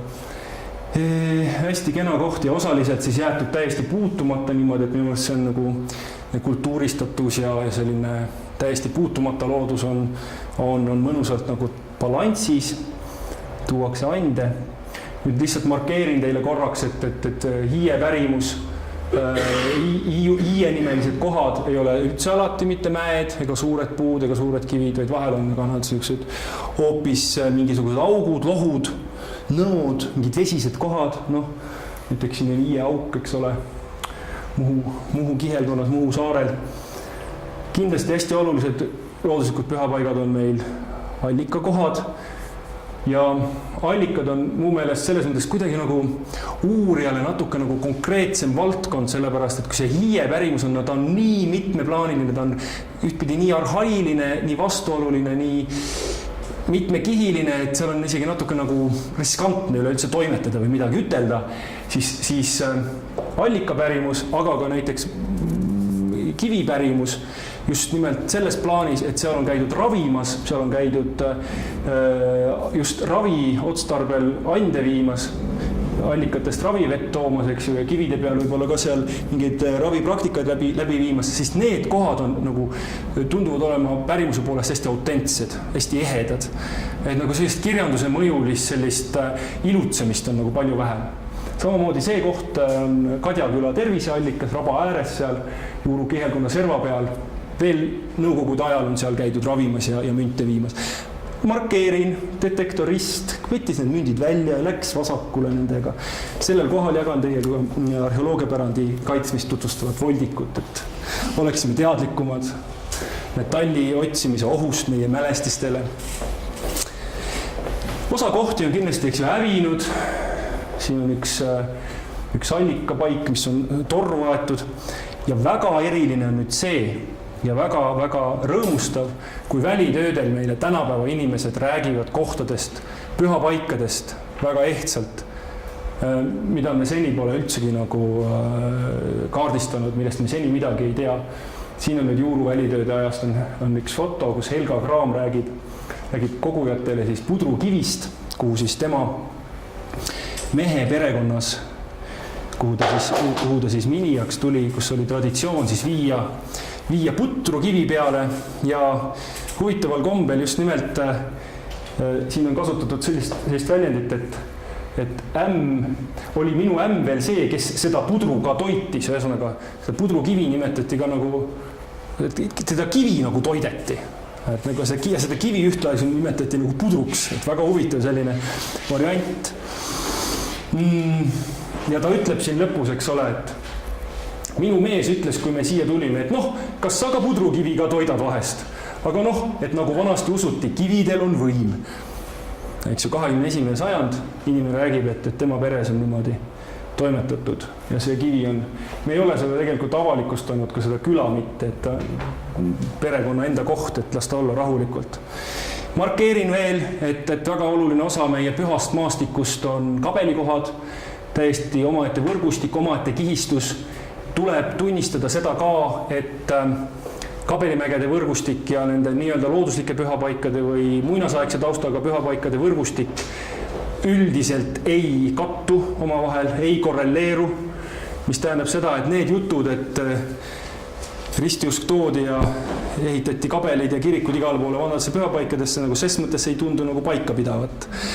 Et samas me ei tea täpselt, et võib-olla on siin toimunud ka mingisugused nihked, igal juhul me võime seda nagu tõdeda, et üldiselt kui maastikku vaadata, siis kabelikohtade võrgustik on üks, viiekohtade ja nende looduslike pühapaikade võrgustik on teine. Siin on mõned kabelivaremed, mõned nendest on kivist olnud, aga valdavalt need on olnud puukabelid. Alukabelimägi näiteks, Rapla kihelkonnas jälle seal mu kodukandis. Kabelikohad on muidugi suurepärased vaimupaigad, et siin on näiteks nähtud ka tuld öösel ja tule ääres on istunud pikkade juustega naine ja tema juures on istunud hellekollane koer ja siis naine on kamminud oma juukseid seal, see vaimolend ja tõmmanud siis ka koeral selle kammiga niimoodi läbi pikkade kollaste karvade. Ja mulle nii meeldib see motiiv, seal on muidugi tohutult muid motiive ka, aga see mulle nii meeldib. Ja inimesed on tänapäevalgi kogenud imelikke asju selle mäega. Nii, nüüd ma siis võib-olla natukene filosofeeriksin siin võib-olla lõpu osas veel selle üle, et kuidas siis toimub see paikade tajumine. Ma ütleksin niiviisi, et pühade paikade kaudu me loome ühenduse sisemise sfääriga või sisemiste sfääridega. Pühapaigad on sellised sissepääsud vaimsesse maailma, pühasse, algsesse, me võime öelda ka loojasse või loomisaega. Ja pühapaiga markeerimine maastikul on siis sõltuvuses üksikute isikute ja kogukondade sellisest toimimisest, eks ole. Ja teisalt ta sõltub siis ka kindlasti loodusest, et võib-olla mitte iga kohta ei ole see kogukond või üksikisik endale pühapaigaks valinud. Ja ühtaegu ka siis need olendid kindlasti ja kogemused sõltuvad siis inimeste uskumusest ja sellest taustsüsteemist ja siis üldiselt võiks öelda, et kultuurist ja seda ka tihtilugu ka alateadlikult, et kui me ei teadvusta, et miks meile mingi asi kuskil ilmub, me ei teadvusta endale seda mustrit, mille kaudu ta meile ilmub. Ja selles mõttes võiks jälle siin tõdeda, et see pühapaik mingis mõttes peegeldab meile iseennast. Et kui me läheneme pühapaigale siis need olendid, kes seal ilmuvad, need kogemused, mis me kogeme, see, mis me sellest kohast arvame, miks me teda tähtsaks peame, see, kus ta üldse asub, see, et me ta üles leidsime, et see on kõik determineeritud kultuurist, determineeritud sellest mustrist, mis on meiega kaasas, eks ju. Et selles mõttes me nagu näeme, et pühapaik on nagu peegel, et ta nagu asetab meid peegli ette. Et me näeme selle kaudu tegelikult ennast ja oma kultuuri ja ma kasutaksin isegi julgelt sellist väljendit, et pühapaik on nagu valguse sammas, mis toidab tegelikult kõiki kujutelmi. Et kui sa hakkad talle lähenema ja kui sul on peas mingisugune arusaam sellest, mis pühapaigast teha või mismoodi seal, mida seal näha võiks või kui see on sul alateadvuses olemas, siis see kõik hakkab ilmuma. Ja see ei ole lihtsalt jutt, mingi teoreetiline jutt, vaid see on konkreetsete uuringute najal, ma väidan seda. Ja samas see püha, eks ju, me võime proovida teda, eks ju, religiooniloolastena või filosoofide või antropoloogidena kuidagi kirjeldada, leida seal mingisuguseid sotsiaalseid või psühholoogilisi või psüühilisi või mingisuguseid aspekte, aga tegelikult mida lähemale me läheme, seda rohkem me näeme, et ta on kirjeldamatu. Samas ikkagi kogetav. See on, joogalikus plaanis on see tegelikult meie sisemine olemus. See on see, mis vaatab, see on see, kes on teadvel ja ta näeb kõike, mis selles teadvuses siis toimub. Kas see toimub siis tema sisesfäärides, psüühilistes, emotsionaalsetes sfäärides või toimub see siis tema nagu ruumitajus või maastiku tõlgenduses.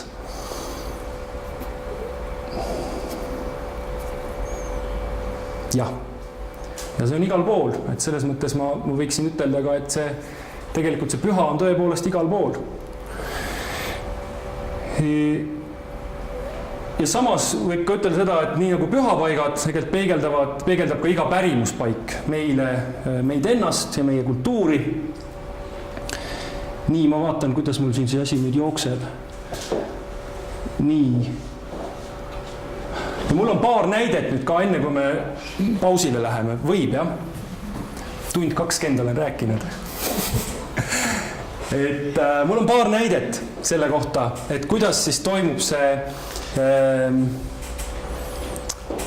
peegli efekt. Et see paistab, et see suhe siis kohtadega varieerub nii ajas kui ka persooniti, ka seltskonniti nii-öelda, et lähed ühe paiga peale ühe seltskonnaga, tunned ühtemoodi, lähed teisega on teistmoodi, hakkavad toimuma mingid sünkroonsused, eks ole. Et need inimesed, kes on nagu kuidagi keskendunumad ja kuidagi rohkem avatud, nendega juhtub imelisi asju, teistega on kuidagi hoopis niisugune, ei kogegi nagu midagi. Ma toon paar näidet. Üks on Pakamägi Rapla kihelkonnas. Ma olen kirjutanud temast ka sellise case study võtmes sellise artikli. Ma saadan selle siin ringi, see peaks olema viimane artikkel selles kogumikus. Hästi kuulus pärimuspaik. Seal ma olen täheldanud kõiki neid pärimusmotiive nagu läbi vaadates, et on konkreetselt 2 sellist tähendusladestust. Üks on vanem, kus on nähtud igasuguseid vaimusid, valguseid, kus on ilmunud mungad, kus räägitakse, et on mungakoopad, et on kabelikoht. Igal juhul selline imeliste ilmingutega paik.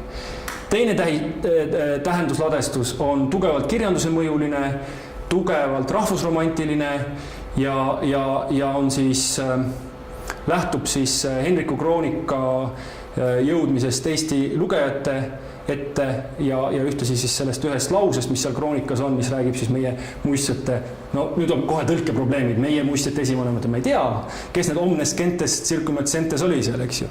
Omnes gentes circumet centes qualibet annot placitandum drp. Mul peaks see tegelikult peas olema. Et me ei tea, seal on palju tõlkeprobleeme, aga kohe hakatakse koha peal otsima, et kus see siis oli, kus siis Raikülas in Raigele on kroonika järgi, eks ju, et ajaloolased selles üldiselt ei kahtle, et Raigele on Raikküla, aga kohe kohalikud hakkavad otsima, et kus siis käidi koos. Loomulikult seotakse see kirjanduse mõjuline uus teadmine piirkonna miljöö dominandiga. Ehk siis kohaga, mis on maastikul eriline, seal on suured paepaljandid, see on vägev mägi, kohaga, mis on enne pärimuses tähtis ja kohe hakatakse interpreteerima seda ruumi uute motiivide kaudu.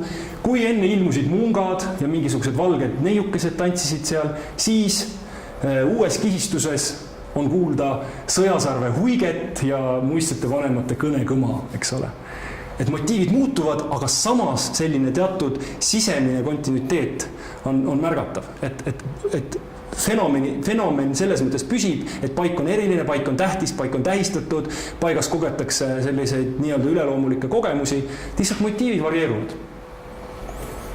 Teine koht on Paluküla Hiiemägi, mille kohta ma tegin 2015 ekspertiisi, sest selle Hiiemäe piire on vaja laiendada.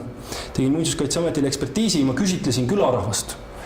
Ja see vaade Paluküla Hiiemäele on totaalselt erinev. Ühes servas on inimene, kelle jaoks see mägi on nii püha, et ta ei putugi seda, ta ei julge sealt lillekestki murda. Ja kui ma kuulan seda inimest, siis ma hakkan tema seda püha taju ka tundma. Ja ma saan temast täielikult aru. Ma tunnen, kuidas see terve mägi hiilgab tema jaoks. Kuidas see on täiesti puutumatu ja eriline koht. Ja teises äärmuses on need külamehed, kes ütlevad, et staadion ja tõstuk ja nii edasi, spordikeskus. Ja siis enamik külarahvast on tegelikult selline suhteliselt keskmine, kes ütleb, et ega me nüüd midagi väga suurt ei tahaks, et võib-olla üks torn ja kiige ja võib-olla üks Jaanitule plats, aga ega midagi eurolikku, et teeme ikka puust ja keskmine inimene. Ja teate, mingis mõttes ma mõistan neid kõiki. Isegi neid spordihulle ma mõistan. Sest kui sa lähed empaatiaga, sa lähed avatult inimest kuulama, sa saad aru, et sa saad temast aru kuidagi viisi. Ja siis vaatad, et sa saad nagu kõigist neist aru ja mis sa siis teed? Sa oled ekspert. Nagu kuidas sa nõustud Muinsuskaitseametit?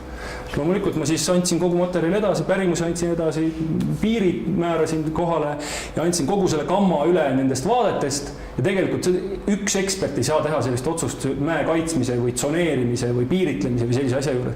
Ekspert saab anda nõu, ekspert saab anda üle informatsiooni, aga kõik võimalike selliste pärimuspaikade, pühakohtade, eriti selliste konfliktsete ja vaidlusaluste kohtade kõik võimalikud juriidilised lahendused peavad sündima ikkagi kollegiaalselt, läbi tunnetatult, mitmed osapooli kaasates.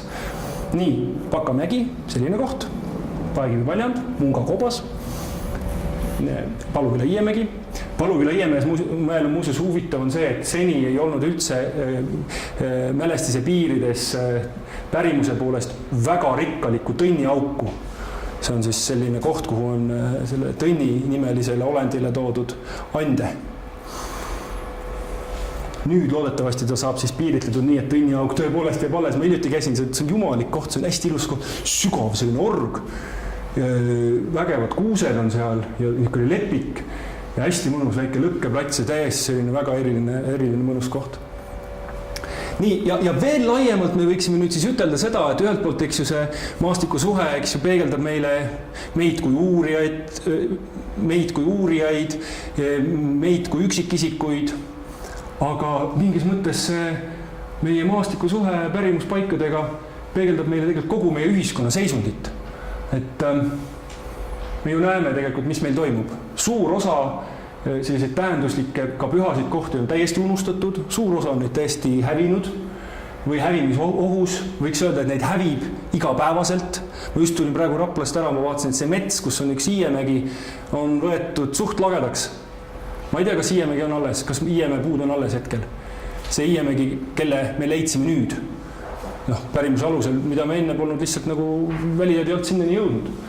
Aga seda ei ole kaitse all, eks ole.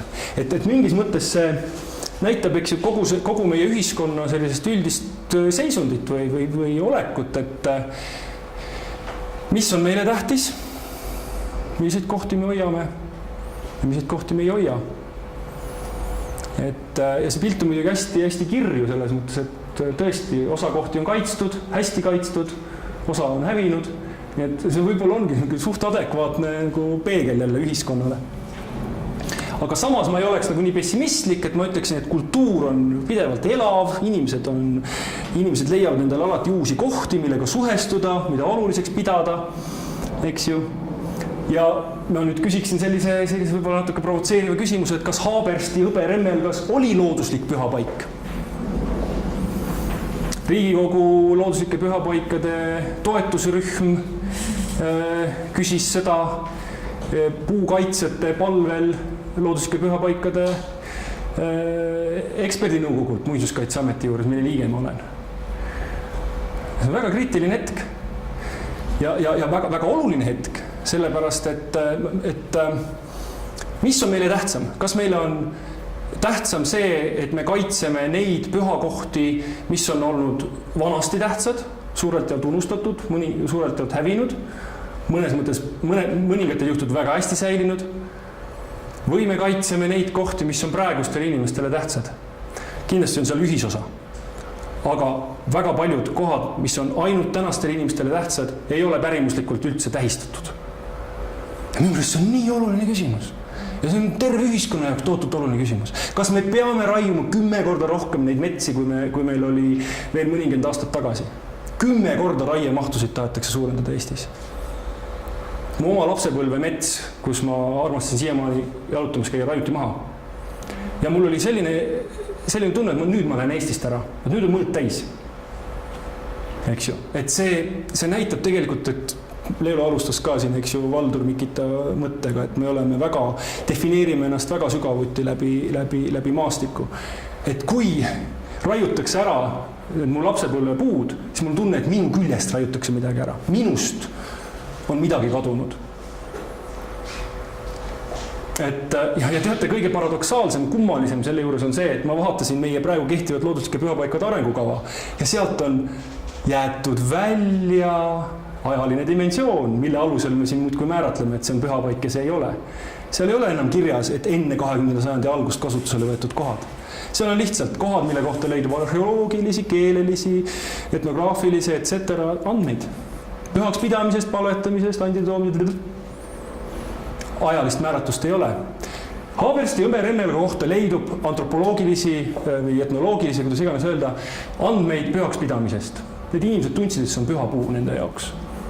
Tegelikult klassifitseerub ja rangelt meie nõukogu ütles, et see ei ole looduslik pühapaik. Loomulikult, kui arengukava olekski selline, et me ainult neid vanu väärtustame. Ma nii tohutult elasin kaasa nendel puukaitsjatele. Ja provotseerisin natukene meie nõukogu ka ja jäin eri arvamusele selles küsimuses. Aga nüüd on selle puuga niimoodi, et see on tegelikult hästi oluline küsimus. Et mis on meie jaoks püha? Et tegelikult püha sõltub see kust kaudu me avame enda jaoks selle püha taju. Ma näen praegu siin akna taga on puud ja kivid. Kui me otsustame siin kambaga, et teate, see Rahvakultuuri Keskuse aianurgas olev puu on nii ilus, me tunneme taga sidet ja me hakkame teda tähistama pühakohana, siis tegelikult nii pea, kui me aktiviseerime enda sees selle pühakoha tunnetuse, nii pea see koht hakkab meiega kui pühakoht suhtlema. Tegelikult ta peegeldab meid ennast. Meie sisemist olemust, mis ongi kõigega üks, eks ole.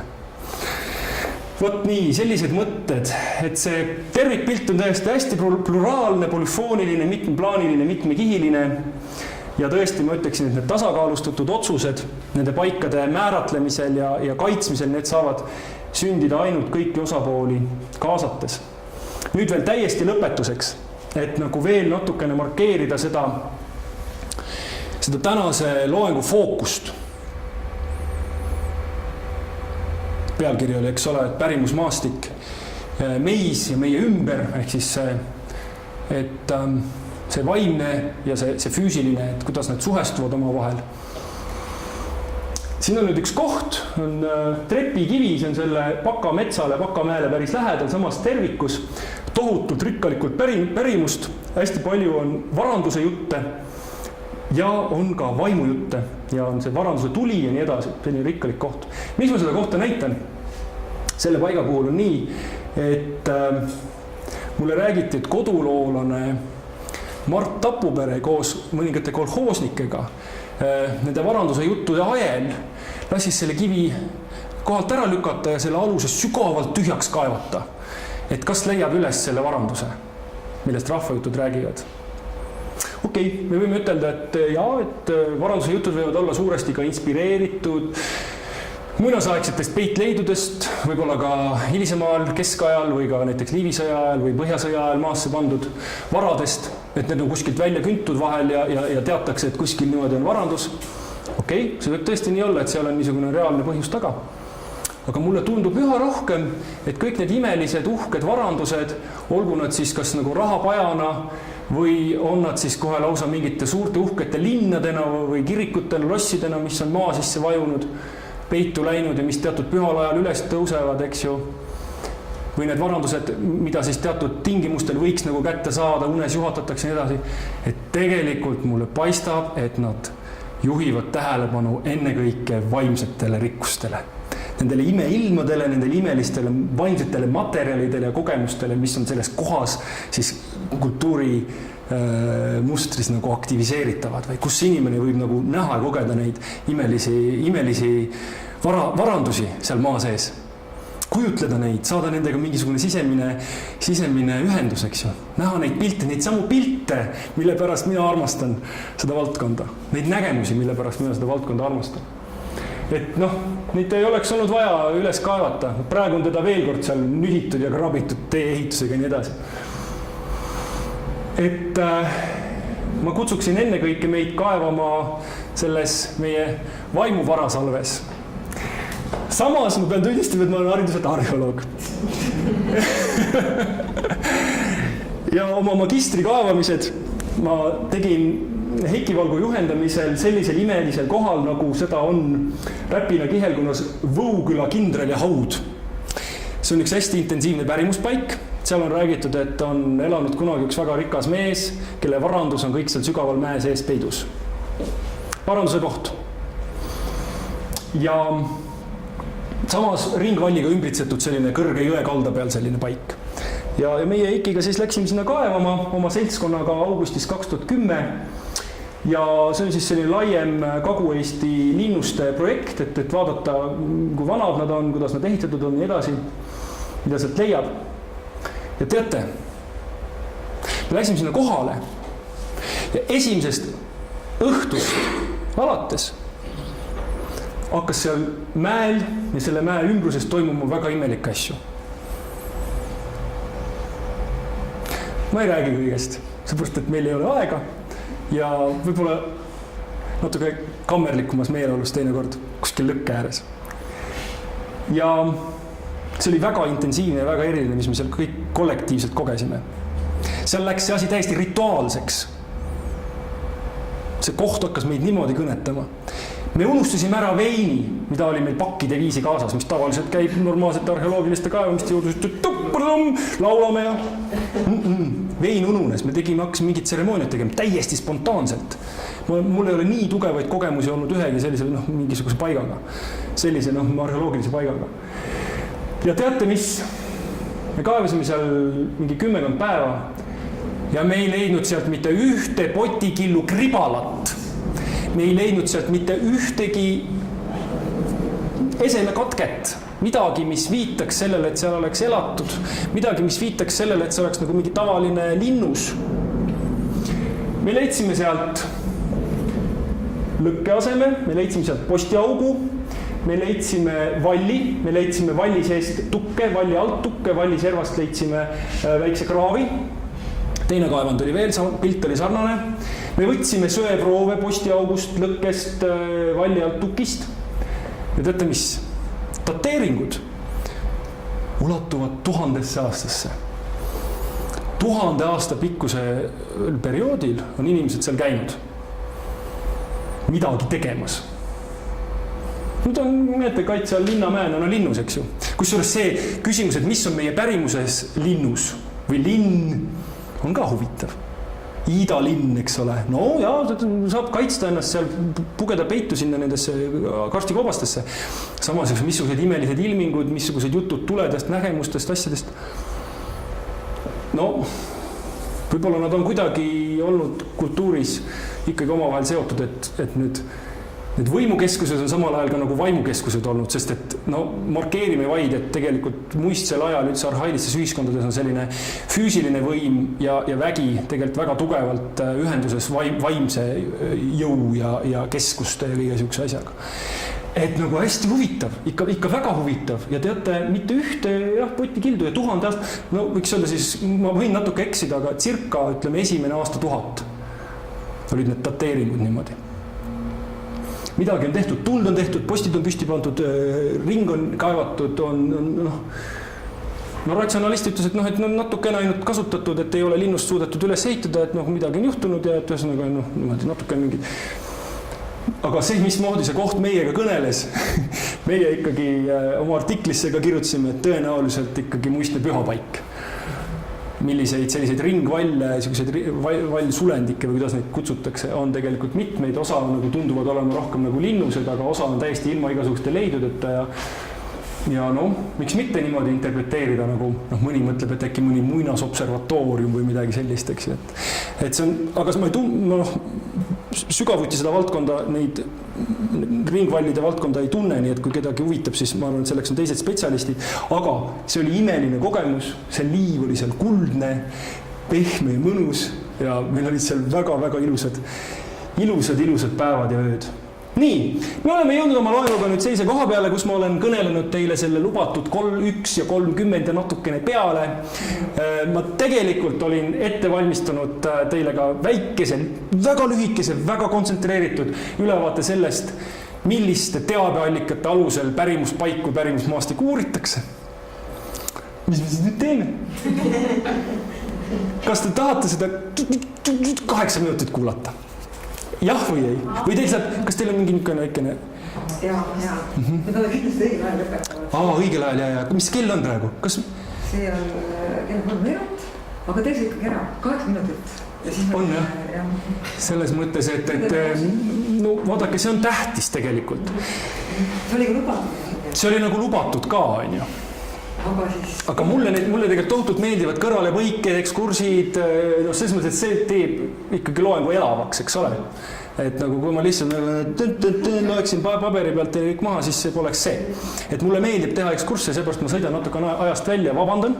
Aga vaatame siis korraks hästi kiiresti pärimuspaikade uurimise allikaid.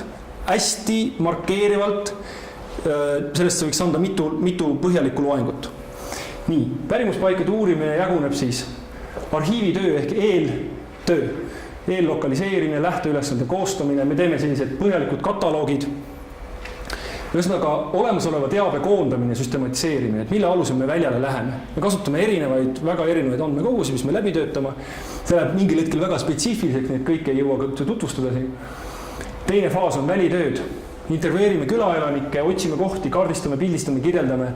Vajadusel liituvad ka arheoloogilised uuringud. Arhiveerimisfaas, mis on ülitähtis. Et kui me käime välitöödel, teeme intervjuusid, eks ju, aga see materjal ei jõua kuhugi arhiivi, kui me seda ei vormista korralikult, siis ta sisuliselt on kadunud. Seepärast, et nagu näiteks vahel mõni tudeng pöördub minu poole, et äkki teil on säilinud see minu kursuse töö, et mul endal on juhtus siin kõva kettaga niimoodi ja muidugi mul on säilinud, mul on mitmel pool, eks ju, varukettad, eks ju, sest ma olen loomult üsna arhivaar. Et selles mõttes tasub oma tööd kindlasti korralikult vormistada, selleks on olemas ka arhiivis sellised juhendid, kuidas seda teha. Pärimus siis sisestatakse sellistesse nimestikesse või kirjeldatakse sellistes lühikestes kokkuvõtetes, nimestikes ja huvitavamad palad siis litereeritakse, siis kirjutatakse sõna-sõnad välja ja siis me saame neid publitseerida raamatutes või interaktiivsetel kaartidel ja nii edasi või analüüsida või nii edasi. Igal juhul näete selline hästi laias laastus selline tööde jagunemine. Nüüd täitsa eraldi loeng võiks olla varased kirjalikud allikad, kust me siis meie rahvausu kohta, aga ka pärimuspaikade kohta võime lugeda. See on selline üldisem taust tuleb sealt välja. Ma ainult markeerin, et selline materjal on olemas. Võite vaadata ülikooli televisioonist, UTTV on mul paar loengut sel teemal. Ja esimene loeng loomulikult mul sõitis teise sisse. Nii et see teema jätkub selles teises loengus. Aga siis pühapaikadest on ka siin veel üks loeng. Et kui kedagi huvitab see just see kroonikate osa, millest ma siis kirjutasin oma bakalaureuse töö, siis võib nendest loengutest kuulata. Ja ühtlasi, keda huvitab näiteks üks konkreetsem teema, mis on kajastatud varastes allikates ehk 13.–19. sajandini, võib vaadata internetist, tippida sisse pühad puud ja salud kirjalikes ajalooallikates või lihtsalt panna Metsalu ja pühad puud või midagi, siis tuleb välja see. Saate ülevaate. Markeerin ülikooli arheoloogiakabineti arhiivi, seal on siis kihelkonna kirjeldused mitmesugused kihelkondade kaupa süsteemis. markeerin ka seda, et mõningaid kohti, pärimuspaiku, pühakohti on võimalik uurida arheoloogiliselt. Siin on Muhu kihelkonnas Salme Aabe, kes juhtis meid ühe ravikivi juurde ja kuhu Eiki Valk siis tegi väikse proovikaevandi ja leidis sealt igasuguseid potikilde ja klaasitükke, mis siis näitavad, et seal kaugel perifeersel, ma ei tea, kas Ranna-Karjamaal või Heinamaal oli läbi viidud mingisuguseid ravipraktikaid, kus siis oli seda pudelitega löödud seda pesuvett puruks ja nii edasi. Et ühesõnaga, ei ole ainult jutud, ei ole ainult, eks ju, siukene ainult vaimuvalla maailm, vaid sa lähed koha peale, inimene näitab sulle paiga ja kui sa oled arheoloog, siis sa võid teha korrektselt metoodiliselt kaevandi, prooviaugu ja sa leiad füüsilised tunnistused sellest, et see paik ongi olnud tähtis. Muuseas, remorgi korras, sel aastal ma leidsin ühe 3 mõisa piirikivi, 3 küla piiri, 3 mõisa ühtaegu ka, jah, külaga, tänapäeval külad, vanasti mõisad. On üks eriline pärimuspaikade liik, on piirikivid, kus on viidud läbi selliseid tõrjemaagilisi praktikaid ja ühe koha peal Rapla kihelkonnas on jahimehed nii-öelda oma püsse arstinud, et nad püssid paremini laseksid, neid on seal suitsutatud, 3 mõisa maa pealt võetud mingi prügiga ja nii edasi, on tehtud selle 3 mõisa piirikivi peal jälle sellises liminaalses kohas tuld ja siis on püss paremini lastnud. Ja selline pühapaik, rituaalne paik, ma läksin seda otsima ja teate, kui vägev see oli, kui ma leidsin selle üles vanade kaartide järgi ja kui ma võtsin tasakesi selle sambla sealt maha ja ma leidsin sealt sütt, tukke, kivipind oli täiesti lahti põlenud, ära põletatud. Järelikult ei ole lihtsalt nagu jutt, keegi mõtles välja, et midagi sellist tehtigi midagi sellist. Et noh, siin on jälle see vaimse või folkloorse ja konkreetselt füüsilise tegeliku suhe näha. Siis, eks ju, näiteks kaevamised kabelikohtades, vanades kirikukohtades, kalmistutel, mis on ka väga tihti pärimusjuttudes kõneks, kuhu viidi ühtlasi ka ande müntide näol, eks. Juba seal Russovi kroonikas on väga ehtsad kirjeldused sellest. Ja me leiame neid münte nendest kohtadest. Nii, hästi kiiret libisen. Eesti Keele Instituudi kohanime kartotek, hästi oluline maastiku uurimise juures. Nii, mainin ka kodu- ja kultuuriloolisi allikaid, see on selline natukene hajusam sfäär. Ja rahvaluule allikad, mida me siis hoiame Eesti Kirjandusmuuseumis, Eesti Rahvaluule arhiivis Tartus. Meil on seal vanad käsikirjakogud, uuemad käsikirjakogud, siin on näiteks need vanemad, Hurda kogu, siin paistab Eiseni kogu, baltisakslaste aegsed kogud. Üks tekst jälle, eks ju, üks püha allikas siin, eriline vaimude nägemise koht ja ravikoht. Sama tekst siis siin tänapäevases variandis. Ja meil on lisaks käsikirjakogudele ka, eks ju, heliarhiiv, päris korralik fonoteek. Meil on fotoarhiiv, nii et see on tohutu varasalv, mille kaudu kogu see pärimusmaastik meile avaneb. Ja võib ütelda, eks ju, et Eestis on meil seal arhiivis circa 1,5 miljonit lehekülge pärimust, nii et see on maailma rahvastega võrreldes üks esikolmikusse kuuluv folkloorikogu, et just kui panna võrdlusesse rahvaarv ja folkloorikogu suurus. Nii, ja siis veel siin lõpetuseks mainin, et meil on olemas kohapärimuse andmebaas nimega Koobas, lühend siis kohapärimuse andmebaas, kus on hetkel meil 29 517 kohajuttu. Täiendame teda pidevalt, hõlmab terve Eesti, võimaldab mitmesuguseid otsinguid, hästi huvitav on. Ta on võrgus üleval, aga me ei ole teda täielikult avalikuks teinud, sest hästi palju on tundlikku infot. On delikaatsed isikuandmed, on arheoloogiliselt tundlikud andmed. Et selles mõttes, kui soovite teha koostööd, soovite näiteks mingit küla uurida või mingit piirkonda uurida, siis saate meie poole pöörduda, me saame teile teha väljavõtted sellest andmebaasist. Aga järk-järgult me muidugi teeme avalikuks ka tekste.